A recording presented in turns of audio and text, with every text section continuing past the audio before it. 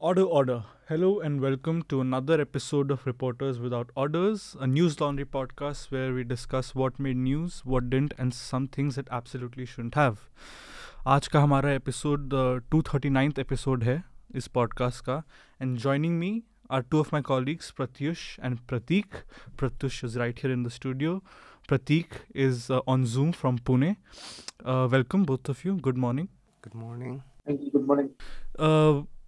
आप दोनों ने काफ़ी इंटरेस्टिंग डीप डाइव स्टोरीज़ की है एंड वी आर फॉर्चुनेट कि आप लोगों ने उसको एक हफ्ते में किया so we have two very good stories to discuss. Pratyush, you reported on the persisting phenomena of manual scavenging in Delhi and how it is far removed from the statements and the positions taken by the Delhi government. Prateek, you have reported on the world of these illegal loan apps which first loan out money to people with very high interest rate, and when people fail to pay them, they use almost criminal methods to get them back, which involves a lot of harassment and intimidation. तो पहले आप बताइए, आपने पिछली बार WhatsApp पे impersonation वाली story की थी. आज इस बार आपने इलीगल लोन ऐप्स की है. Both are basically online world में जो लोगों को प्रॉब्लम्स हो रही है because of these characters who are out to cause mischief. ये कहाँ से इतना स्टोरी ला रहे हैं धमाकेदार आप? मेरे को एक्चुअली ये जो साइबर क्राइम जो है, हाँ, हम लोग अभी ध्यान देते नहीं, लेकिन साइबर क्राइम में बहुत ज्यादा बढ़ चुका है तो. और तो उसपे मतलब काफी इंटरेस्टिंग चीज, आप घुसेंगे तो मतलब बहुत अलग अलग तरीके की साइबर से रिलेटेड जो एक्टिविटीज हो रही है. तो इसे लोन ऐप से लेके व्हाट्सएप इम्पर्सनेशन है या बाहर की कंपनीज का पैसे का जो मनी लॉन्ड्रिंग, क्लीनिंग, काफी कुछ है. तो इंटरेस्टिंग लगता है, इसलिए मैं थोड़ा सा उस पर फोकस करता हूँ. आपकी स्टोरी पे मेरा जब क्राइम रिपोर्टर जब था तब से पुराना, मतलब मेरा फेवरेट. That's true. आपकी स्टोरी पे कमेंट्स भी काफ़ी इंकरेजिंग है. किसी ने लिखा है, सुनीता ने, कि it's a public information story, and someone else called Raman has written that this is what news channels need to talk about and educate the public. Good job Prateek. तो एकदम रेव रिव्यूज़ हैं आपकी स्टोरीज पे. लेकिन Pratyush, your story, you have been doing it, working on it for at least a month and more. This is a very detailed story. It has illustration, it has data. You've spoken to people, you've reported on new incidents, you found old incidents and put them in the report. How is this the first time in your journalism career you are reporting on something as big as this? Yeah, like I have reported about farmer suicide in Kerala, so that was also a big story. But in this case, like it was a different because I have taken up this manual scavenging as my reporting subject, like for the first time, and that too in Delhi, and where it is a it's a it's a city, and here it is very difficult to find like like manual scavengers as defined by the law. So it defines as if you clean human excreta, that is only manual scavenging. But in Delhi and in most of the metropolitan cities, it is mostly about the sewer lines, and it is not about like the dry latrines or something like that. So it is difficult for me because I was new to Delhi, like because I just after coming back to Delhi from Assam, I taken up this story, and I was visiting a lot of places, and I like at some point I was clueless as well. So it took me about a month or so. So after that, like when it comes, like the story is interesting in a sense that it's the national capital, and we still found 46 deaths.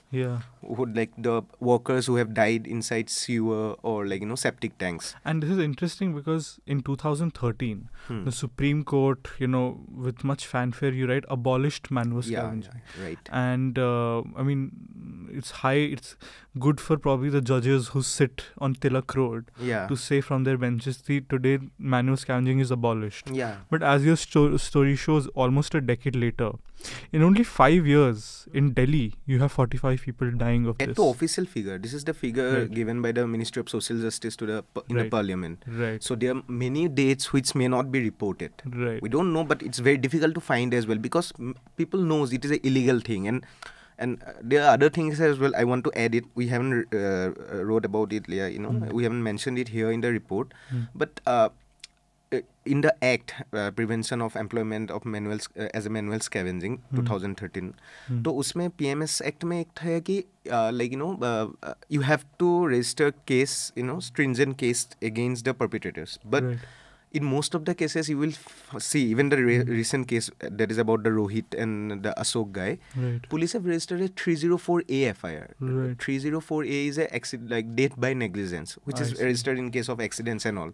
So for Indian state or police, death of a manual scavenger is no less than a accident. I see. Interesting. And which is why, and the Delhi government also says that there are no manual scavengers. No government will accept you this. Everybody will say there is no manual. Even Ministry of Social Justice in their response to the parliament, they like people ask, like MPs ask, how many deaths due to manual scavenging? They will say there is no death due to manual scavenging, but this many people have died while cleaning sewers and septic tanks. This is the language used by the lawmakers. This is called in Orwell's 1984, this used to be called doublespeak. Doublespeak. Anyway, Prateek Bhau, you also did one fact check of something that happened in Pune.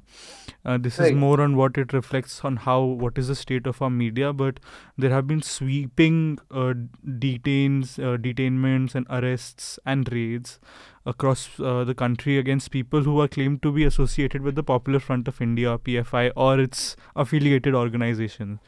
And in one such incident in Pune where PFI members were being detained and they were being pushed into these police vans, and जब वो उनको डाला जा रहा था तो वो नारे लगा रहे थे कि पॉपुलर फ्रंट जिंदाबाद.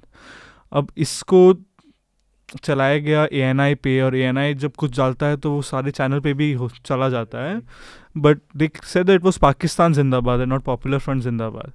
तो आप थोड़ा हमें बताइए ये पहले ये पुणे में हुआ है, क्या आप थे वहाँ पे जब ये हो रहा था या आपने बात की किसी से? नहीं, क्या मैं उस पर्टिकुलर स्पॉट पर नहीं था, लेकिन हाँ मैंने मेरे जो पुलिस में सोर्सेज हैं और जो बाकी मतलब PFI से भी मैं काफी लोग को जानता हूँ, और जो बेसिकली पुलिस के जो सोर्सेज है, पुलिस का इसमें बहुत मेन रोल होता है. और जब जैसे PFI तरीके का जो संगठन, जब इनका कोई रैली होता है ना, तो वहाँ पे पुलिस तो रहती है, IB आती है उधर, ATS आती है, इस तरीके की एजेंसीज भी आती है. राइट. तो मेरे जितने भी मतलब मैंने करीबन 5 से 6 पुलिस वालों से बात की जो उस वक्त वहां पे मौजूद थे, ठीक है, उन्होंने सबने बोला कि ये मतलब ये गलत, ये ऐसा कोई नारे लगाए नहीं है किसी ने, ये झूठ बात है कि ऐसे पाकिस्तान जिंदाबाद के नारे लगाए. उसके बाद पुलिस से ऑफिशियली भी हमने बात करी थी, उन्होंने ऑफिशियली भी कोट किया था.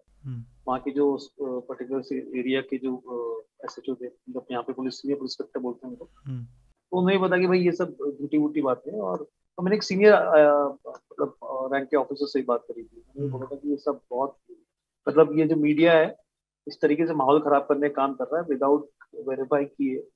और अभी जो मैंने अभी एक और कल एक छोटा सा शॉट किया था, तो जो पुलिस का जो कैमरा जिससे वीडियो फिल्मिंग किया था उसमें भी उनको ऐसा दिखा नहीं. तो इतना होने के बावजूद भी अब सबसे बड़ी बात बोला, अभी बीच में जब हमने एक स्टोरी किया था तो हमने पुलिस से बात किया, तो हमने बहुत सारे वीडियोस देखे थे अलग अलग उस स्पॉट से, और उसमें बकायदा वो जो वो नारा देने का अंदाज होता है. ये जो पॉपुलर फ्रंट है ये तो केरला से शुरू हुई. केरला में कोई पार्टी की ना नारा देने का एक अंदाज होता है, जिंदाबाद जिंदाबाद ऐसे बोलते हैं, फिर वो आगे सीख के आए कोई और कुछ, तो वो जिंदाबाद जिंदाबाद पॉपुलर को ऐसा लय में बोलते जा रहे थे जो भी प्रोटेस्टर. अब अगर आप उसको पाकिस्तान जिसने वो जो एक जो उसमें एक फेसबुक लाइव एक पुलिसनामा करके यहाँ का पुणे का एक लोकल वेबसाइट है, तो उन्होंने फेसबुक लाइव भी किया था उसका वो पूरे जो प्रोटेस्ट का from the start to the end. तो उसमें भी कहीं ये ऐसी चीज दिखाई नहीं दे रही है. और वो जो एक ट्विटर जो ट्वीट वायरल हुआ था, बहुत सारे आई थिंक वो शिवा पता नहीं क्या कोई ठाकुर वर्ग के जर्नलिस्ट थे और बहुत सारे ऐसे लोग, मतलब पता नहीं कितने लोगों ने, और जो 2-3 हजार बार रिट्वीट हो रहा था, वो आई थिंक उसी में से कट करके उसको ऑफ कर दिया गया उसी लाइव में से जिसमें नारे लगा रहे. तो अगर आप ध्यान से वो सब वीडियोस देखेंगे अलग अलग तरीके से, तो कहीं पे भी पाकिस्तान जिंदाबाद के नारे सुनाई नहीं देते आपको. जिंदाबाद जिंदाबाद पॉपुलर फ्रंट जिंदाबाद या नारा तकबीर अल्लाह अकबर का नारा सुनाई देगा। और अगर आप फेसबुक लाइव का वीडियो देखोगे तो उसमें लास्ट में इंकलाब जिंदाबाद के नारे भी सुनाई देंगे। अब पुलिस पे मतलब जब ये मीडिया ने जब इस तरीके से ये जो फेक न्यूज स्प्रेड किया, तो पुलिस ने अभी इसको मतलब ये करने के लिए पुलिस ने फॉरेंसिक इन्वेस्टिगेशन करा रही है पुलिस। उन्होंने बहुत जो भी जिस चैनल ने जो जो उनका जो कैमरा है ये है वो बुला के वो हर तरीके से इसको कराने की कोशिश कर रहे हैं। लेकिन उनका बोलना है कि ना हमने देखा ना उनके उसमें था कि इस तरीके का कोई भी नारा लगाया गया। अब दूसरी बात ये अभी ऑल्ट न्यूज ने कुछ दिनों पहले एक रिपोर्ट किया था, इसी पे फैक्ट चेक किया था, और उन्होंने भी इसी तरीके से वो पुलिसनामा का फेसबुक लाइव से और बाकी वीडियोस पे पूरा चेक वेक करके मुझे लगा कि भाई ये इस तरीके का ये झूठ बात है और पाकिस्तान जिंदाबाद के नारे नहीं लगाए। अब उसको लेके यहाँ के एक लोकल चैनल ने हाँ सकाल मीडिया का साम टीवी करके मतलब स्टेट में पूरे स्टेट में अच्छा वो है, तो उन्होंने ये चालू कर दिया कि भाई ये ऑडियो उसका सब झूठा है। और उनके पास एक वीडियो है, ठीक है, उनका जो उनके कैमरे में जो वीडियो आया है उसमें जो अंदर एक लड़का है जो वैन के अंदर जो पुलिस वैन है जी, तो उसमें से वो उसने वहां पे वो नारा दिया है।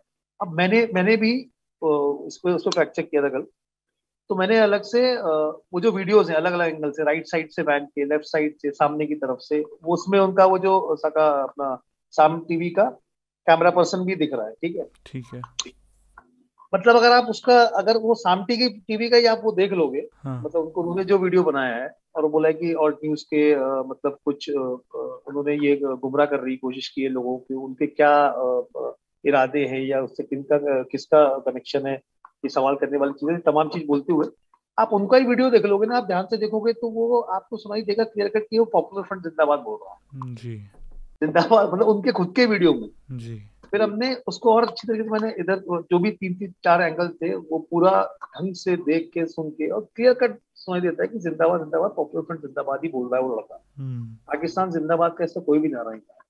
ठीक है, तो ये पूरा ओवरऑल इस केस में था। लेकिन वो ये कि उससे इतना भी कंफ्यूजन क्रिएट हो चुका है, जब ऐसी खबरें आती हैं तो उसका फिर वो मतलब एक बार जब वो शुरू हो जाता है तो वो बड़ा उसको रोकना मुश्किल हो जाता है। ये फैक्ट चेकिंग करने का मुझे काफ़ी बढ़िया तरीका लगता है, क्योंकि आजकल छोटे से छोटे यूट्यूब चैनल्स या खुद लोग फेसबुक पे यूट्यूब पे लाइव करते हैं, ऊपर से उनके साथ में मीडिया चैनल्स भी होते हैं। तो अगर आप एक कंट्रोवर्शियल इवेंट का मतलब फैक्ट चेक करना चाहते हैं तो अगर आप ऑनलाइन जाएंगे तो आपको 4-5 एंगल से एक ही वीडियो का वो मिल जाएगा and it makes the job so much easier. बिल्कुल। But for those of our viewers, this is all you'll get in the video segment of the podcast.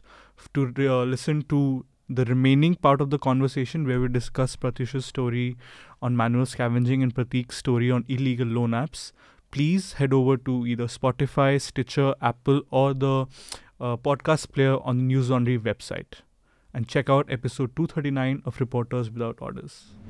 The subscription model is something that keeps Newslaundry afloat, but we need hundreds and thousands of people to completely transform the news ecosystem. So you pay for news, so it serves you.